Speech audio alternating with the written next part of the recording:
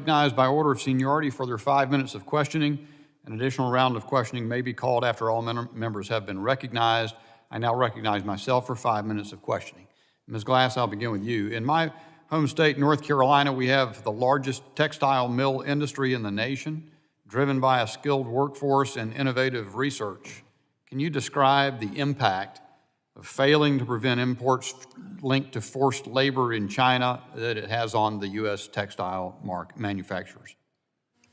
Thank you, Congressman Bishop, and thank you so much for your support for our industry and your opening comments. I can't tell you how consequential the textile industry is to the state of North Carolina and rural communities across the United States. It is a strategic supply chain because of the products you noted in your opening statement that we make. 80% of what we make in North Carolina in terms of yarn spinning is then sent to places like Central America, made into a finished garment, and coming back free trade agreements, having to comply with labor and environmental standards. If you talk to anyone in our industry right now, they will say they are running at 50% capacity. So it is not just economic market forces that are impacting the most innovative, resilient, automated industry in the world, but it's also impacting 1.5 million workers in our Western Hemisphere, exacerbating the migration crisis. Yet the statistics that I talked about, and you know I'm fired up about this issue, the statistics I talked about on the CBP website advertises to the Chinese and the world, guess what? We're not doing much here.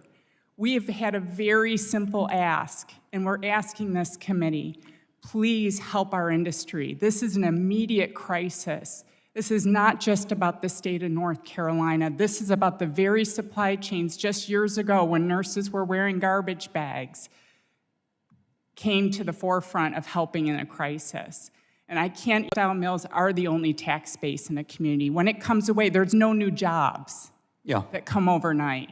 Absolutely. And so it requires a lot of oversight over CBP to ask some of the hard questions we're asking, and to ask the administration if you can stop the bleeding by putting out a public roadmap, helping increase penalties and inspections, showing our industry that we're fighting for them at this point in time is what's necessary, and we must close the de minimis loophole.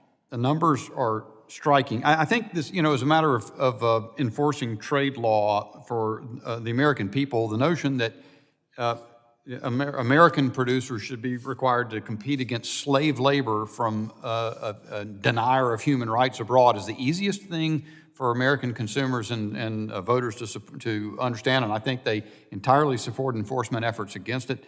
The numbers that I thought of interest, there was this article.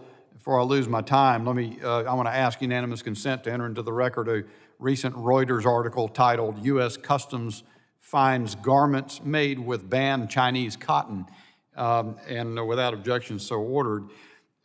It talked about in these enforcement or testing occasions, 3 batches of footwear on December 2022, April 2023, May 2023, and on average, the amounts there were as much as 15%, but on some occasions 23% when they do isotopic testing. Tell me about isotopic testing and why is it not being used more widely?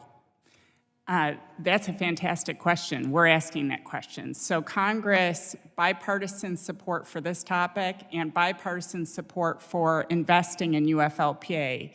As part of the appropriation, set aside $101 million for UFLPA enforcement, not just for textiles, but all the goods that we were talking about on this panel today and beyond. So far, according to that Reuters article, and please note, Chairman, that was released as part of a FOIA request that our industry has not seen. But according to the Reuters article, it said they've only utilized $1.3 million on isotopic testing.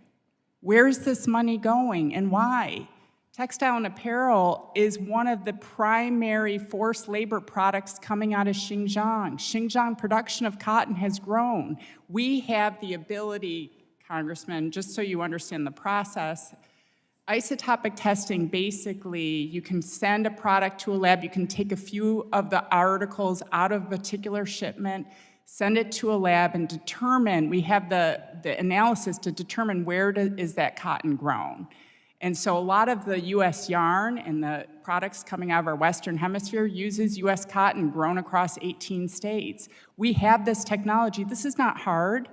We just need to utilize it more in order to determine and deter the trade and publicly tell people these are the folks who are violating it. You will never deter the trade if you're not stepping up your enforcement activities. And you talk about de minimis. I mean, we'll come back to that. My time's expired, but I would just comment before passing it on to the ranking member that what's de minimis is the use of this isotopic testing and maybe other interdiction means, but it just doesn't make sense. My understanding is that's been resourced. I think we need to know from CBP why it's not being more widely used. And now I